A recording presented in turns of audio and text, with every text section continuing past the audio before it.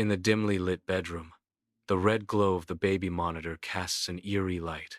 Ethan lies awake, his eyes fixated on the monitor screen, a silent vigil in the dark. Beside him, Maya sleeps soundly, unaware of Ethan's intense focus on their baby, Liam. The baby monitor shows Liam peacefully asleep, while Ethan watches with obsessive attention. In the hush of night, a baby monitor casts a dim, watchful glow over Liam's peaceful slumber. The silence of the nursery is broken only by the rhythmic static of the baby monitor. A subtle unease creeping into the air. A faint, almost imperceptible sound begins to permeate the room. A breathy whisper carried on the static. The static intensifies, the sound growing more distinct, more chilling. A ghostly voice whispers through the monitor, barely audible yet undeniably present. Ethan. Ethan freezes in the dim light of the bedroom, his eyes wide with fear. A silent scream trapped in his throat. He desperately shakes Maya awake, his touch urgent and frantic against her peaceful slumber. "Did you hear that?" Ethan whispers, his voice trembling, the question hanging heavy in the air. Maya stirs, her eyes heavy with sleep, dismissing his terror with a soothing lie. "Just a dream, Ethan. You're exhausted." In the soft morning light, Ethan stands by the kitchen counter, dark circles painting shadows under his weary eyes. His movements are deliberate, each step measured as he meticulously prepares coffee, a silent ritual against exhaustion. Maya approaches, her expression a gentle canvas of concern as she watches him. Ethan's gaze drifts towards the baby monitor, a static image offering a fleeting glimpse of peace. He returns to his coffee, the rich aroma failing to lift the heavy frown etched upon his face. Maya's voice cuts through the silence, a soft reassurance. "It was just interference, a glitch. The nursery is veiled in darkness, pierced only by the gentle light of a nightlight, casting long, eerie shadows." A faint whisper slithers through the quiet room, a sound more distinct and menacing than before. A chilling warning echoes in the mind. "Don't open the door." Driven by a primal fear, I bolt down the hallway, each footstep a desperate attempt to outrun the encroaching dread. My heart hammers against my ribs, a frantic drumbeat against the suffocating silence, as I race towards the unknown. Ethan bursts into Liam's nursery, his face etched with urgency. The locked door stands as an ominous barrier. Liam sleeps peacefully in his crib, seemingly untouched by the unseen dread. An unnatural chill permeates the room, raising goosebumps on Ethan's skin. Ethan's frantic gaze falls upon the silent baby monitor, a stark indicator that something is terribly wrong. In the dim light of their bedroom, Ethan lies awake, a silent battle raging within. His eyes are fixed on the baby monitor, an electronic window into a world of vulnerability. The image on the screen flickers, a subtle dance of light and shadow that mirrors his unease. Sleep eludes him, replaced by a gnawing anxiety that clings to the edges of his mind. The silence of the night is broken only by the soft hum of the monitor, a constant reminder of his responsibilities. He stares intently, searching for any sign, any sound that might betray a hidden threat lurking in the darkness. In the pale glow of the baby monitor, Liam stands in his crib, a tiny figure amidst the shadows.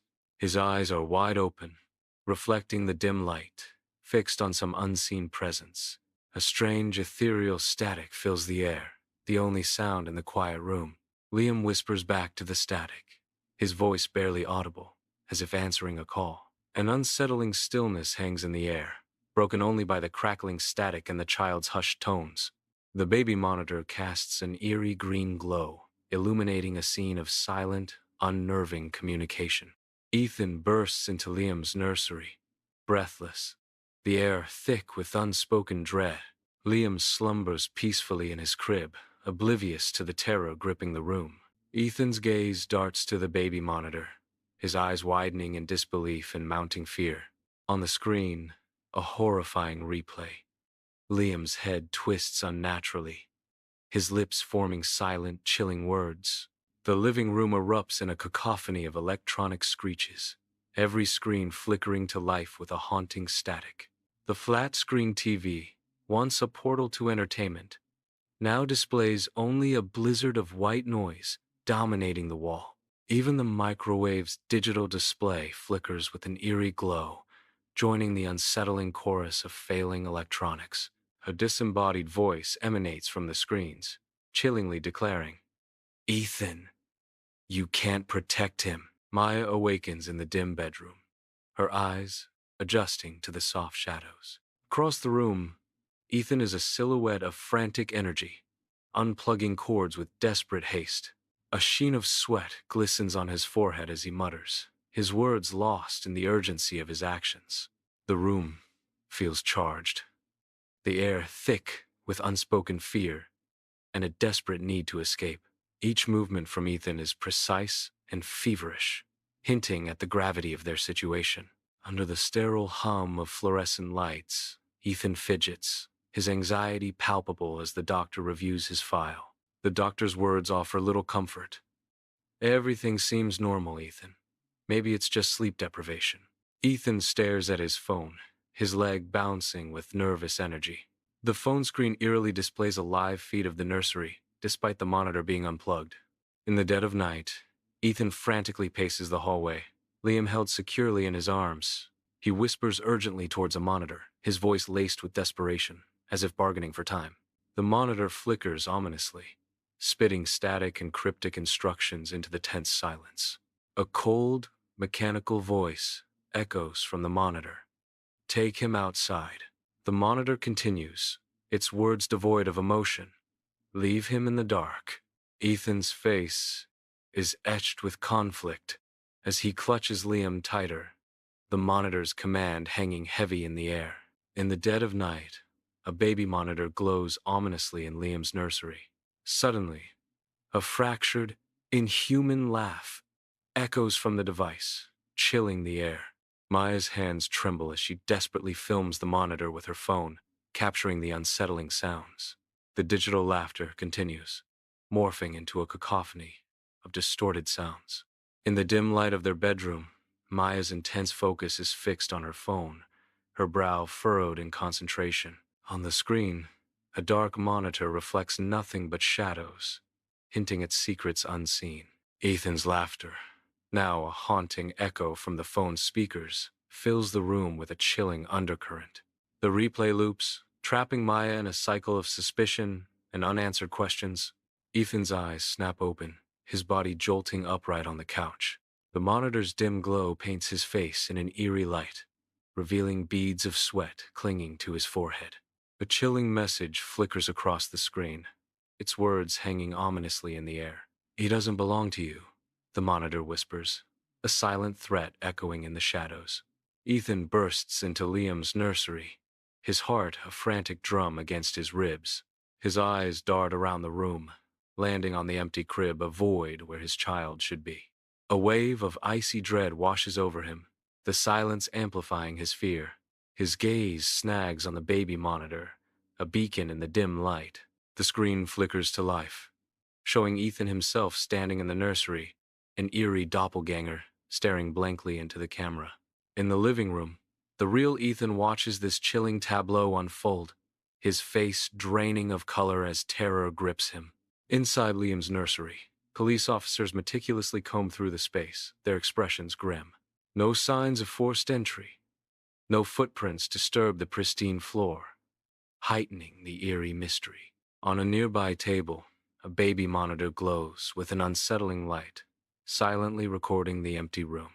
The room is filled with a whisper, as the narration says, the monitor whispers Ethan's name. In a cheap motel room, Ethan and Maya sit on the lumpy bed, their faces etched with exhaustion and terror. The room is sparsely furnished, devoid of modern technology, no phones, no laptops, no escape. A single flickering bulb casts long, dancing shadows across the room, amplifying the unease. Suddenly, the old television sputters to life, its screen filled with eerie static. A distorted voice emanates from the television, breaking the silence with a chilling familiarity.